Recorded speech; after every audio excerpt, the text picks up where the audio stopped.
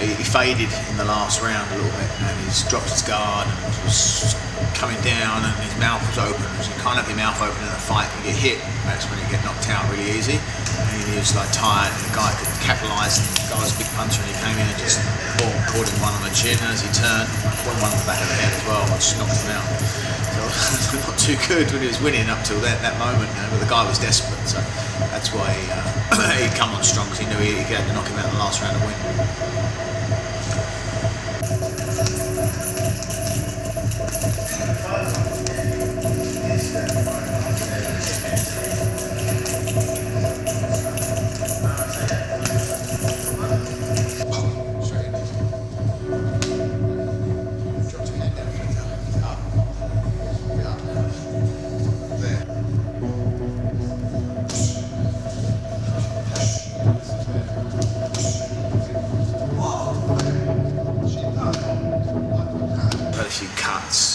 That actually happened, that big cut there happened 10 days before an Australian title fight, and it was that long, went right the way down my eyebrow, and I didn't have it stitched, it didn't cut open in the fight, so I was really lucky, because if you stitch it up then you're gone for a couple of weeks, you know.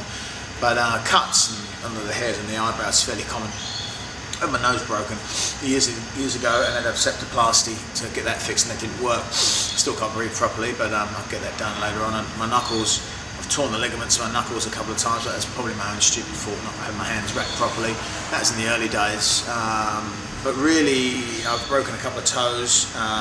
You get cartilage damage in your ribs until you're really conditioned. You get damage on your shins until you're conditioned. So accept a bit more pain, but that's just basically more hard work on your behalf, kicking and punching heavier bags.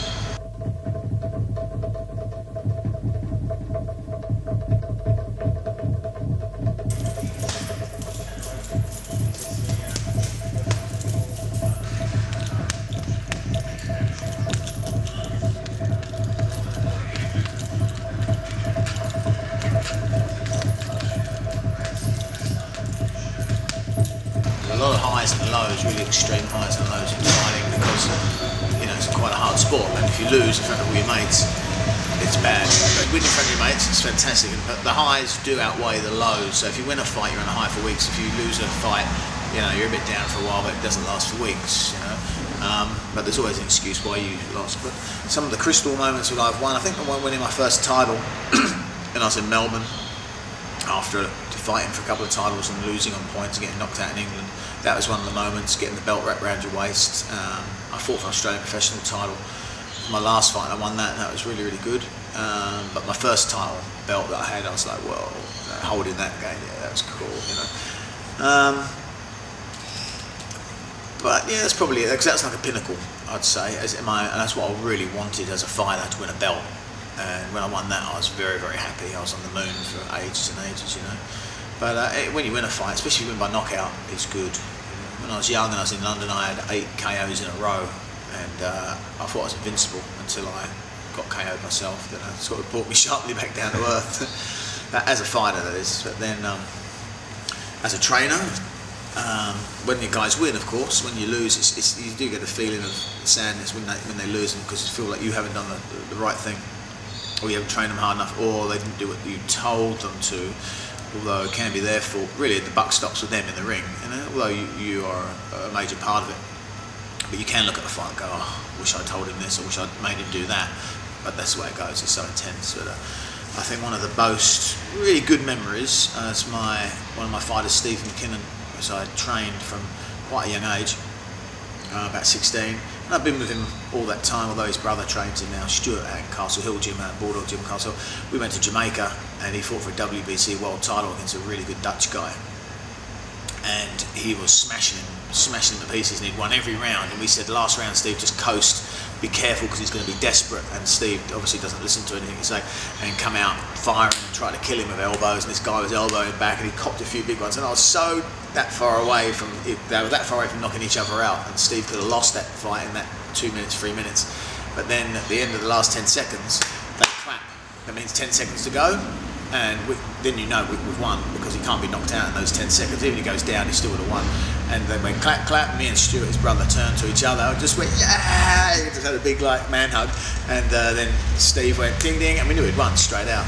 So it was a very, very big thing for us, the WBC World Title, because it's one of the better world titles in the world. There's a lot of shitty ones around, but the WBC one, doing it in Jamaica against a Dutch opponent was pretty good.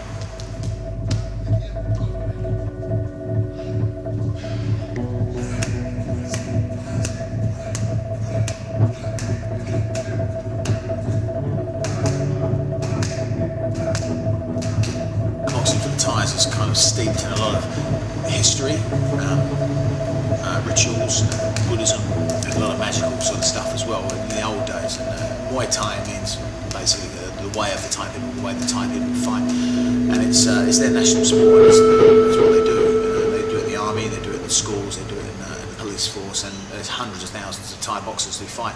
But it's all based around money. A lot of it, and betting. That's a fair bit of it, but. It's based around the country's their inner strength, being fighters as well, and the way they've seen off the Burmese and the Laos people, and it goes back a couple of thousand years, which is quite a long time for a martial art, because in the old days they used to fight with swords and shields and spears, and then in peacetime those swords would, so in wartime the swords would break and the shields would break, and so they'd use their arms and their legs as shields and spears for their feet, and they developed a really intensive way of fighting. What you see in the ring is there's two kind of Thai boxing. There's Thai boxing, which is sport, which you see and people gamble on. It's the national sport. There's Muay Thai Baran, which is bringing back. They've kind of died off a bit, but they're bringing back Muay Thai Baran for people. It's what they teach in the army. It's more like a killing art. A lot more nasty stuff, which is breaking people's necks and legs and ripping their eyes out and stuff like that. Actually how to kill someone. Muay Thai, the fighting style which you see in the ring is all that sport, knocking someone out and winning on points, and you're obviously not allowed to kill people, but there's rules. But in the Muay Thai Baran, which is the self-defense side of it, that's the real nasty side of it, and you use a lot of weapons and stuff as well, like any other fighting art. Any martial art is an art of war, which means to try and kill someone, karate, taekwondo, or whatever you get. But the history, the magical side of it is, for instance, the Mongkongs, the fighters wear around their head before they get in the ring and they do their pre-fight ritual dance. That's like a big piece of cloth with 13 monks, for instance. They write magical symbols inside and good luck charms. They roll it up and they bless it and they put it around the fighter's head. That's where it came from. And the prejits, I think they're called, they go around the arm. The armbands, and they were bits of cloth with magical stuff written on, the little Buddha emblem, and they wrapped up and put a priest around there to protect you, against injury. Like a lot of the Thais have got a lot of magical symbols on their heads, and because the head's the most sacred part of the body for the Thai. And there's a story there actually. This was in I'd say the late 70s. Master Boomerang, who was in England, he took a team over a fight in Thailand, and he was from the country. And he took a few black guys from London, and this was before anybody knew anything about Thai boxing. And I don't think the Thais in the country had seen any black guys, especially from England, who were fighting Thai boxing. He took about 5 or 6 guys over to this country show, and they were going to fight. And the one black guy, I can't remember his name, was Eddie Reynolds, I think it was. But he was a legend in England. He fought this Thai guy. And at the end, he lost, whatever, but he put up a good fight. And then in the ring, he went like this, rubbed him on the top of the head, went, "Nice one, mate." And they pulled out a gun and was going to shoot him, because this guy was a quite high spiritual guy, and his tattoos on his head. And he touched him with his right hand, which is safe for doing washing and whatever. He touched him on the head with it, which was just a big no-no. And then this was a long time ago, and the foreigners come and touch him on the head with their dirty hand. I think that was a killer boy. He hit the fence, and they had to calm him down to leave. And he said the guy pulled a gun on him and he was going to kill him. That's a good story from the old days. But you don't want to forget that. But even touching the children on the head is not really a done thing over there either. And pointing your feet towards someone you're talking to them is not a done thing. Obviously.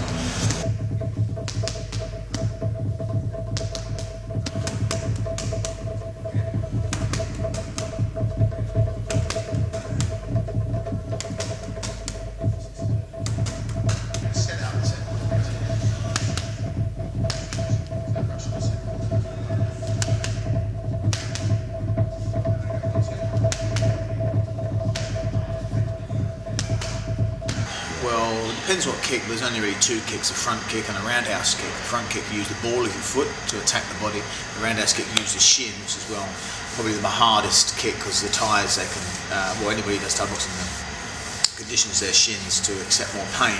So it's like akin to a baseball bat swinging around and hitting you on the jawbone or on the arm or the shin or the leg or any place that you want to kick someone. You kick them with the shin bone, and it's a very, very one of the strongest bones in the body, especially with its condition. I've seen people get their arms broken, and one of my girls got her arm broken in a fight. Actually, two girls got their arm broken in a fight. Another guy from a Canberra gym, he got his shin broken. He blocked a kick with his shin, and he caught shin on shin contact and broke his tibia and fibia all the way through. But it's a very devastating, powerful kick. It comes from the crocodile swinging its tail, which the crocodile spins around, its tail flips around and knocks the legs out of the deer or whatever. But that's how the Thai boxing kick, round kick, comes around. And we don't hit like a karate style kick. Sometimes they come and flick and hit and go back down.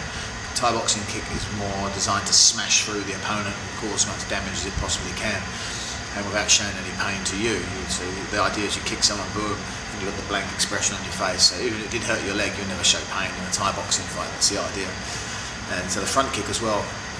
The thing about a kick, it's got distance, so it beats your opponent's punch, and it's by about that much. You see, a lot of distance on the front kick, especially if you're tall, and it hits. You only aim for the soft parts of the body, like the stomach, the thigh, the solar plexus, maybe the throat, and you hit with the hard ball of your foot, which is conditioned to shoot forward and bang, hit the guy really, really hard and push him away. And it's very difficult to block the front kick, and because of the powers going through to a small point, it hits really, really hard, like a bullet, bang, you know.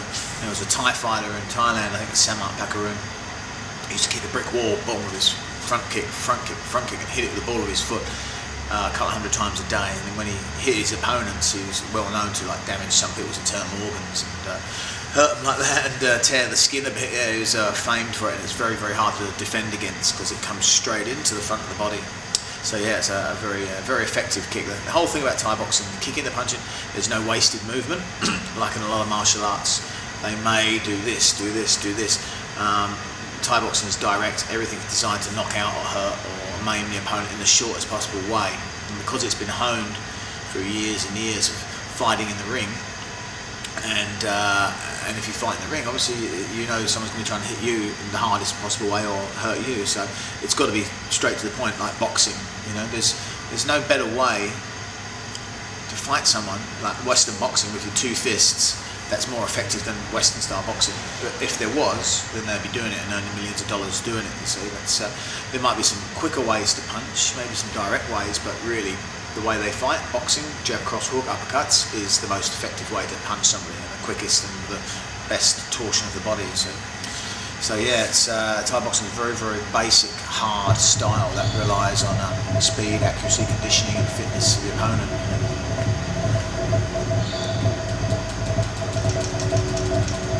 Victoria, it's an 8-rounder for an Australian title. Although I lost, I had to really dig deep for this fight because I was really severely bruised my leg in training a fair bit, and as my right leg's my most powerful leg. But I remember like hitting this guy so hard and so fast on his leg, he couldn't block it. So I nearly won that fight from that moment.